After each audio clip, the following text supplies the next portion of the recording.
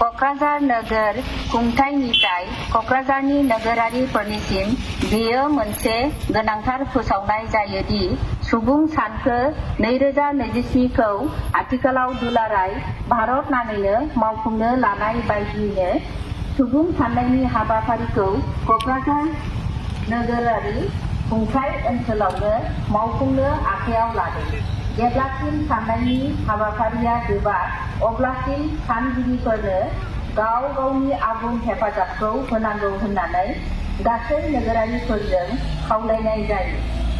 थागिरि आरो सानगिरि मोन्नैनिबो रैखाथिनि थाखाय न'आव थानाय एबा फिसिजानाय सैमा थानाय नखरफोरखौ सानग्राफोरनि दावबायनाय समाव सैमाफोरखौ न'नि सिङाव रैखाथियै जोबथेनानै दोननो एबा मोजाङै होबथानो थाखाय खावलायनाय जायो।